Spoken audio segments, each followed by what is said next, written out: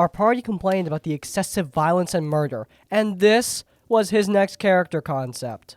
When he escaped, he used a shiv to violently kill a Gith guard captain, and because of that, became infatuated with killing as it represented freedom and power to him. He will be chaotic neutral or chaotic evil, and his primary goal will be to destroy the Legion. And of course, what's a character that I make without a little bit of racism? He's... Okay, buddy. So he's going low with elves and jump. I'm kidding. We're done. For real this time. You know, I don't think this dude should be worried about hurting the Gith. With all that edge, I'm pretty sure he's just gonna end up hurting himself, which, you know, it's a choice. It's definitely a choice. I mean, it's not a great choice, but you're watching RPG horror stories. People on this show don't exactly have an abundance of great choices.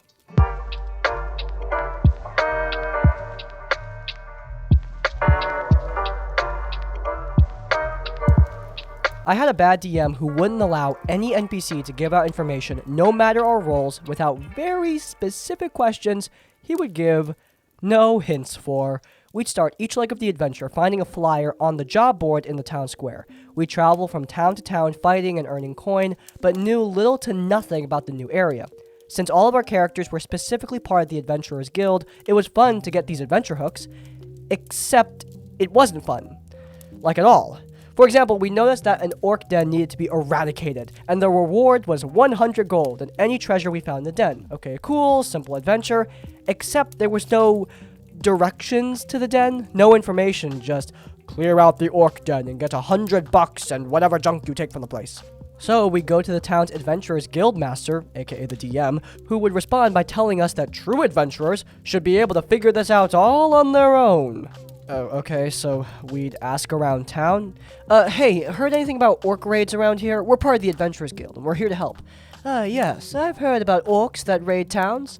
Like around here? Where are they coming from? Oh, did I say that we have been attacked? I don't think so. Perhaps some coin will loosen my tongue? Our bard rolls a 25 to diplomacy to get more info.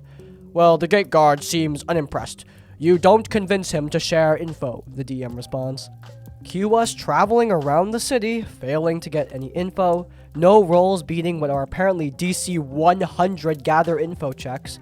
So we go outside, find a burned farm, and signs of an attack from orcs, a broken orcish axe, warg footprints, etc., and find a farmer burying his family. What happened? Can we help? No, I don't need help. This is work a father and husband need to do on his own. Did orcs do this? Seems like. We can get revenge for your family. Which direction did they come from? Doesn't matter much to me. My family's dead, and God's willing, I'll be following them soon. Bard rolls diplomacy, 33. It fails. Barbarian rolls intimidation for 21, and that fails too. We eventually figure out where the orcs are because we basically forced survival checks the DM didn't want to allow and went and did our job. We ended up purposefully killing my character, making a sorcerer of the same level, table rules, and focus all of my meta magic and feats and specializations into charm person to the point where he had to allow it to work or the DM would basically be blatantly cheating. But he blatantly cheated anyway when a random level 0 commoner resisted my level 7 sorcerer's charm person when all we wanted to do was get info on where the big bad evil guy was since we had just saved the commoner from one of the big bad evil guy's jail cells. The commoner did not want to help for whatever reason, and the DM said that since the commoner didn't want to help, he viewed charm person as a hostile action, and apparently he got a bonus to resist? I called him out on that crap, and the DM decided that we were going to kick him out as DM because we had all complained over and over about how his playing Johnny Tightlips was ruining the game. So suddenly Charm Person now worked, but no NPC knew anything. The commoner, he didn't know anything. He had his mind wiped. The guards, they weren't told anything above their pay grade. Their boss, he didn't know anything either. So sorry. The sad part was that every other part of the campaign was fun. He had well-balanced encounters, did well with treasure we found, not spoiling us, but giving us just enough to get excited to find something. His world building was really great. Overall, other than his penchant for never giving us a crumb of damn information via his NPCs, he was wonderful. And it wasn't that he was shy, he wasn't. He did voices and yelled and gestured and was all grandiose when giving descriptions. He'd roar and curse and yell when we were engaged in battle. He'd be fun and clever and amusing with NPC banter, except when it came to giving information, and he would never explain why. Sorry, this whole situation's got me thinking back to Lord of the Rings, when Frodo asks Gandalf, "Gandalf, which way to Mordor?" Imagine if Gandalf just said, "I don't know, man. You, figure it out." I enjoyed the world enough when we could make progress, albeit slowly and sometimes taking a whole session of fumbling to find a shred of information, so I was down to keep going. But the rest of the group, 4 other players, told him he was out as DM. That kind of sucked, and he was understandably angry. They got in a big-ass yelling match, so I left for the night and called the DM the next day to see how it turned out. He said he was done with the group. He and I were cool, but he didn't want the players dictating how he DM'd. I took over DMing the campaign and invited him to rejoin as a player, allowing him to start at the same level as the rest of us, giving him wealth around what we had, and allowing him to gear up within the same levels of power as the group did. He declined at first. The silver lining was that after a couple of D&D sessions, he did join, brought the same energy he brought as a DM, and we had a blast. I was just sad to leave my charm mancer Valentino behind as a PC, but he made a damn annoying BBG second in command, so that was nice. Okay, that's awesome. Making the best out of a crappy situation. Now, this is definitely one of those mild horror stories. Another one that you might actually encounter yourself as a player or as a DM. And look, I was not in the room. I don't know how the players told the DM that his style of exposition frankly sucks.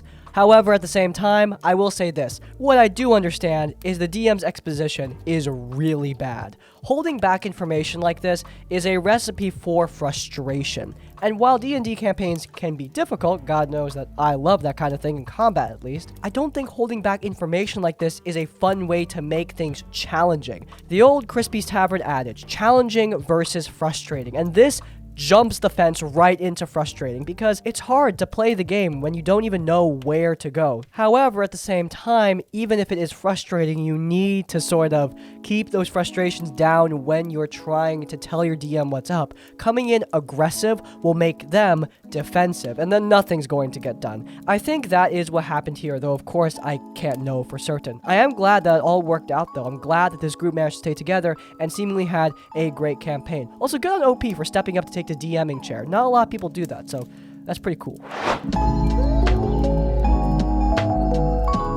Not really a horror story, more of a chronicle of annoyance. Sorry about the length, TLDR at the end. I had a player/GM who wasn't the worst at either, but had certain annoying habits when doing both. We played a lot of White Wolf games, Vampire the Masquerade, Mage the Awakening, etc., and he had some terrible ideas as to how to run the system. For those unfamiliar, all stats on the sheet are represented with dots, and each of those dots represents a D10 in a dice pool. You add the relative stats together, roll the dice, and if you roll over a certain number on the D10, it counts as a success. And you need a certain number of successes to accomplish a task. Example, player wants to break down a door, so the GM would have him make a strength plus brawl roll.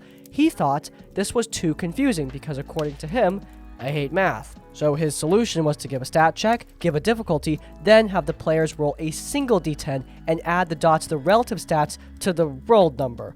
Not sure how this was less confusing and less math heavy, but we played that way for years.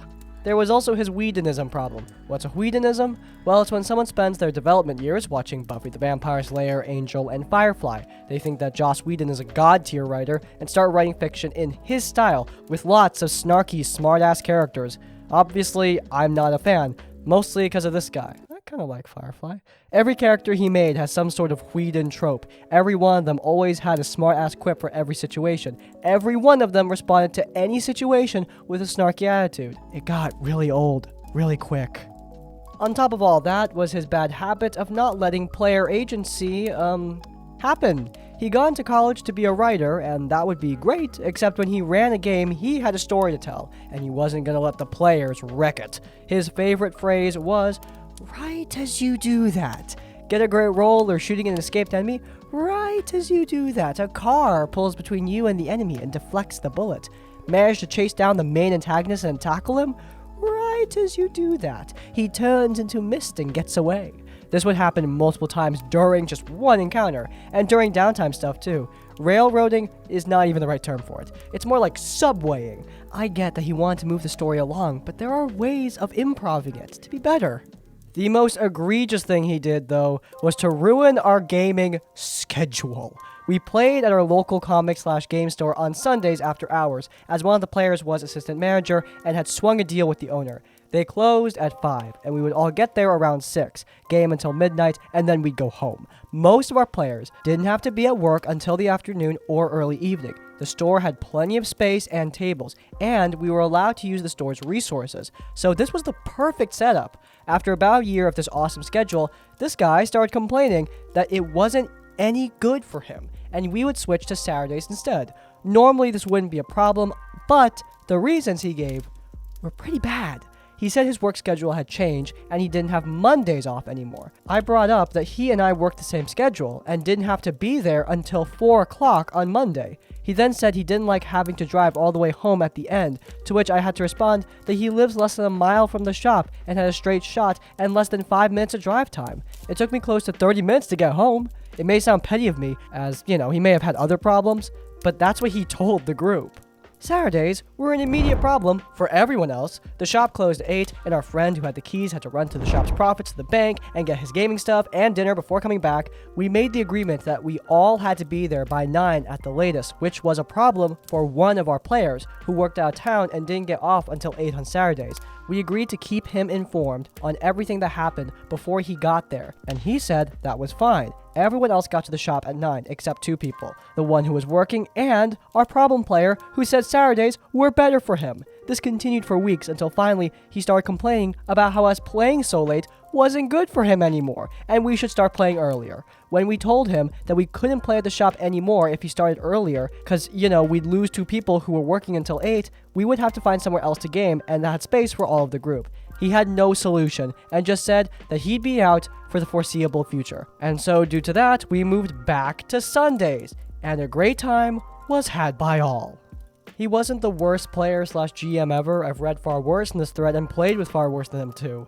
TLDR, problem player/GM can't handle an easy game system, makes it more confusing, runs the same characters in every game, won't let players do anything that doesn't jive with his narrow story parameters, and eventually ends up leaving after wrecking the weekly gaming schedules. Alright, we've got a metaphorical baker's dozen of problems here, and I think that we should start with the train tunneling, as our writer puts it. I like that term, by the way. Look, I've gone on record saying that I like linear games, but even a game like mine, a linear game, has choices. It's not a predetermined path. It just means it's not a massive sandbox game. You have an objective and you need to complete it. However, the players are free to figure out how they're going to complete that objective. And here it looks like that's not allowed at all. The GM has a very preset, very strict plan, and the players need to stick to it, and uses fiat to make sure that the players stick to it. And that's just, it's hard to have fun in that kind of game, because not only does it feel like you can't succeed in the ways you want to, often it feels like you also can't fail either, because the GM has everything planned out, so how could you fail? And that kind of takes all the tension out of it.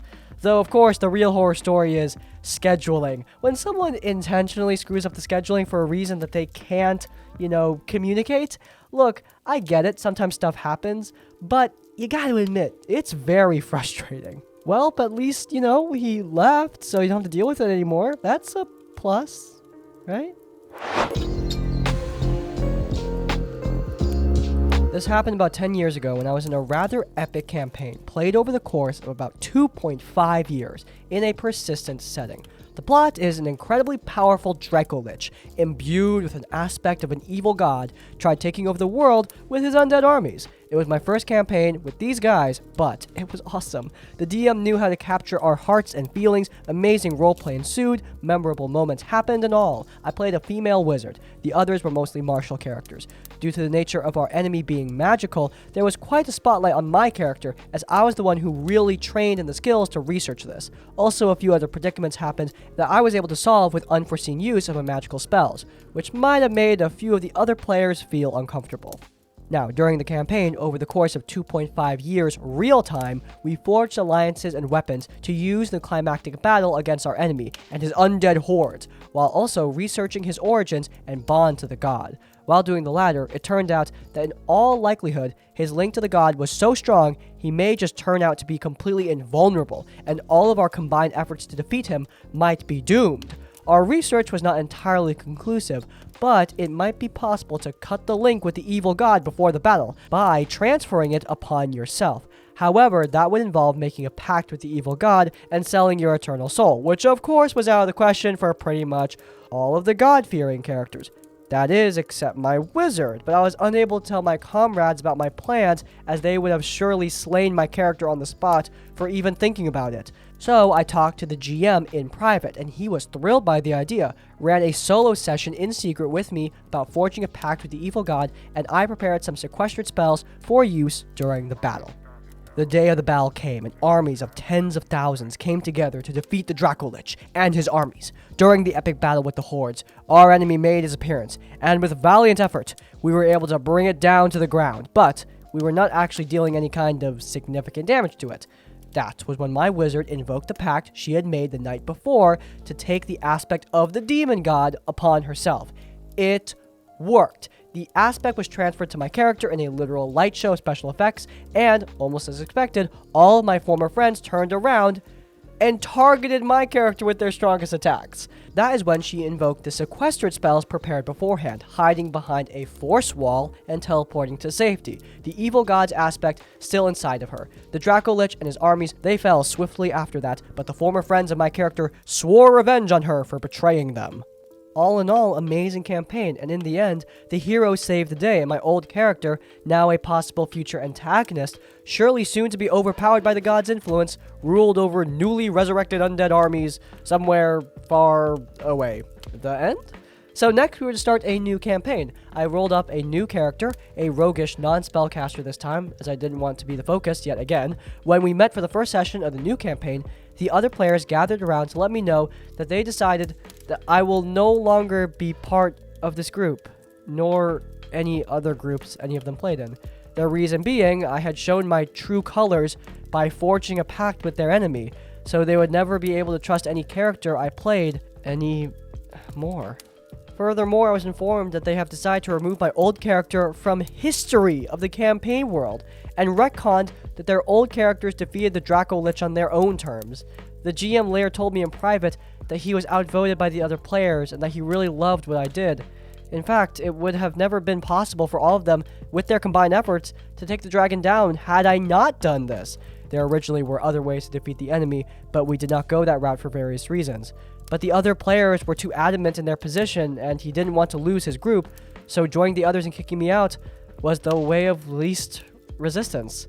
I was pretty devastated at that time, as the role-playing interaction I had with this group was so amazing, but I got over it eventually. So in the end, my character saved everybody by pretty much turning herself to the dark side, and I got booted from one of my favorite groups for it. Man, this one definitely stings. Now, I know what some of you are thinking. Well, what if this person had main character syndrome?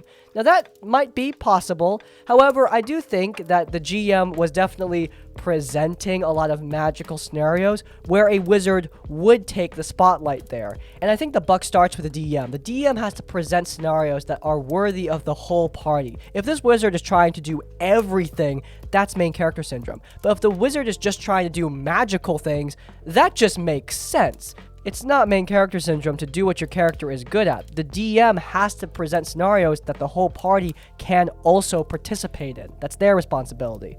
I think the main problem here is just getting overly upset about an action that, at the end of the day, saved the rest of the party. I mean, they're pretending like this is Archon in Critical Role. Spoilers for Campaign 1. But in Critical Campaign 1, Archon stole the hand of Vecna for maniacal purposes. But the wizard isn't Archon. The wizard is doing this not for maniacal purposes, but presumably to help her friends by sacrificing herself so that they could live. And the friends are mad about it, I suppose. Not only mad in the game, but mad in real life. Look, I understand if maybe you have frustrations. Maybe there's another side to this. Quick kicks are something you should do as a last resort. This person should have been included in the discussion so that the whole group could talk about it. But that's not what happened, and yeah, that really sucks.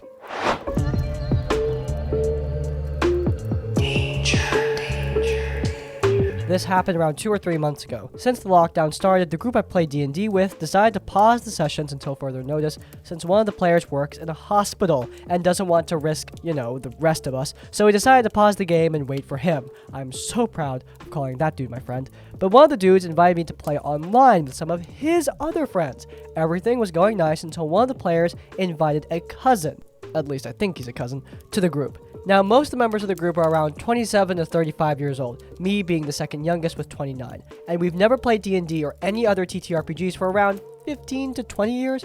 But this new dude, has never played TTRPGs and is almost 14 years younger than me, and make it a fun experience and teach him how the wonderful world of TTRPGs works. That is, until the kid found out that 2 of our players are a married gay couple. We were in the middle of the session, hunting down some thieves/assassins who stole some blueprints for a super weapon that could change the tide of a war happening in the setting, and we eventually found the bad guys in an abandoned church in the middle of a forest and fought with them. During the fight, one of the couple PCs gets knocked down by one of the baddies, and after the fight, his IRL and in-game husband goes to heal him, and after healing him, asks, "Are you okay, my love?" To which the other player responds, "When I'm close to you, my love, I'm always okay."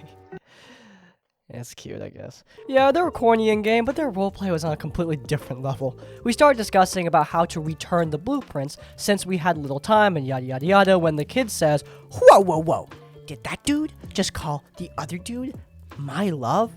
And we were like, yeah, what of it? They're, married.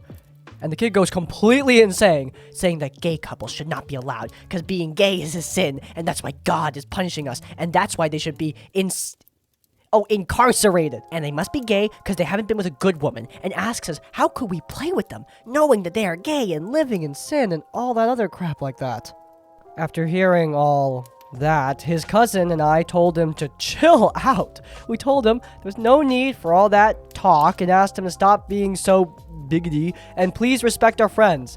The kid went silent for 20 seconds and then says, "I want to kill the cleric and fighter," the couple. The DM tried to de-escalate the situation, but the fighter told him that it was okay and let the kid try. Mind you, these dudes have been playing D&D for around 20 years, and the kid's been playing for 3 to 4 sessions, only 4 to 5 hours each, and it was 2 versus 1, and they were a level 12 Tempest Domain Cleric and a level 12 Blade Master versus a level 6 Oath of Conquest Paladin.